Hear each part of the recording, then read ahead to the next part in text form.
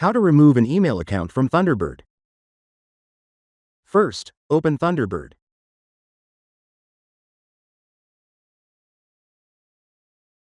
In the top right corner, click the hamburger menu button. From the list, select Account Settings. In the left panel, choose the account you want to remove. On the right side, you'll see a Delete button highlighted in a red rectangle. Click it. A pop-up window will appear. Here, you can enable the option Remove Message Data to delete the account along with its stored data. Since we are removing the account, let's also check this option to remove the data as well. Finally, click Remove Account. And then confirm by clicking OK.